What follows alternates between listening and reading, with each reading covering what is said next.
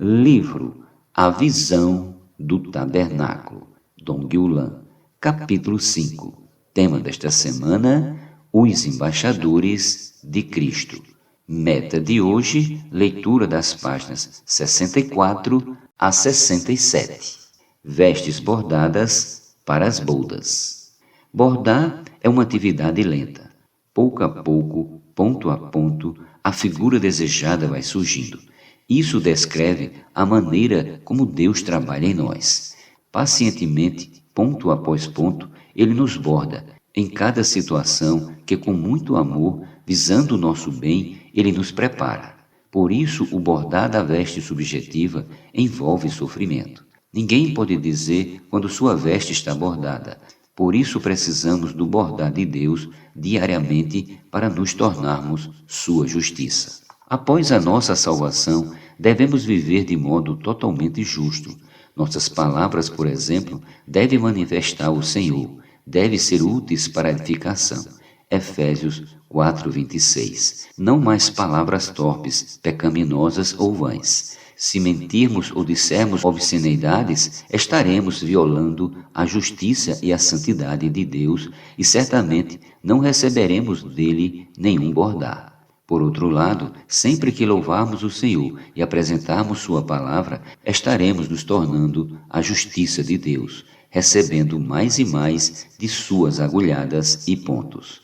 Deus dispõe todas as coisas em nossa vida para que possamos apressar a confecção de nossa veste subjetiva. A vida conjugal, por exemplo, é um excelente bordar. Os cônjuges bordam-se mutuamente todo o tempo.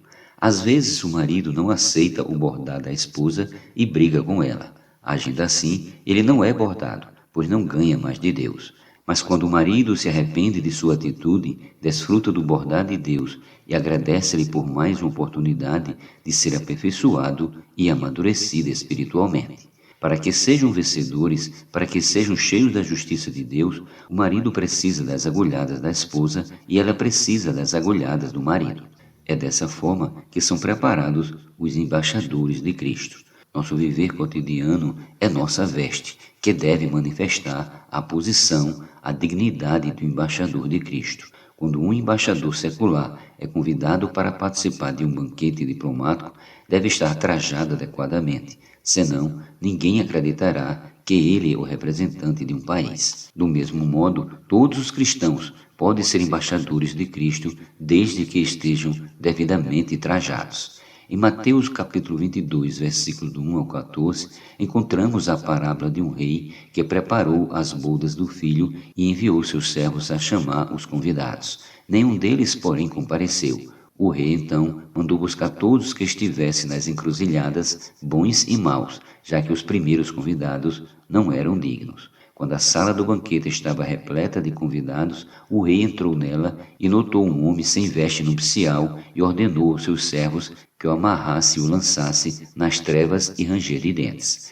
O rei representa Deus, que está preparando uma grande festa de casamento para seu filho. Ele deseja que a sala do banquete fique repleta de convidados. Por isso o Evangelho tem sido pregado e os embaixadores de Cristo têm chamado os cristãos a se reconciliarem plenamente com Deus, a viver no Espírito.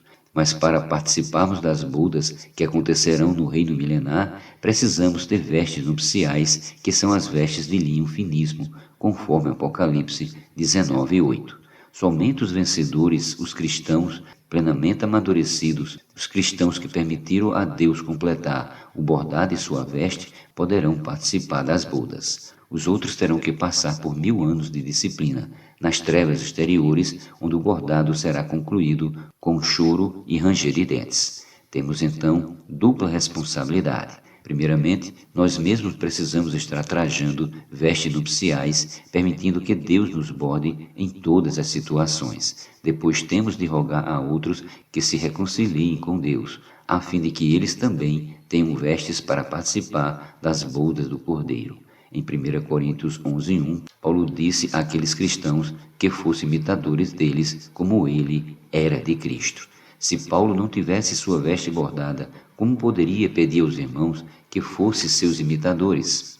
Devemos exortar-nos mutuamente a buscar a segunda veste, Mas devemos também ser modelos para os irmãos, ser pessoas que vivem a todo tempo no Espírito, que aceita todo o bordar de Deus. Precisamos com urgência dessa veste bordada, pois a vinda do Senhor ocorrerá muito em breve. Deus tem nos dado a incumbência de pregar o Evangelho elevado, a fim de reconciliar os homens com Deus, tirando-os do mundo e levando-os para o átrio e daí trazendo-os para o santo lugar. Devemos cuidar deles e alimentá-los com a verdade da economia divina em pequenas reuniões familiares. Além disso, por viverem no Santo dos Santos, devemos atraí-los para também viverem no Espírito a todo o tempo, a fim de se tornarem embaixadores de Cristo. Não podemos pensar que isso seja responsabilidade de uma elite espiritual ou de algumas pessoas que deixaram o seu emprego apenas para servir a Deus. Essa responsabilidade é para todo o povo de Deus. Todos os cristãos precisam reconciliar-se com Deus, indo ao Santo dos Santos, recebendo a luz da glória de Deus, recebendo o seu bordar, sendo transformados e ministrando Cristo por meio de um viver justo e santo. No Antigo Testamento, a incumbência de Deus é para seu reino de sacerdotes. Hoje, isso não é mais privilégio de uma nação, nem de uma tribo, mas de cada filho de Deus. Deus espera tão somente que nos entreguemos totalmente a Ele. Quem está disposto,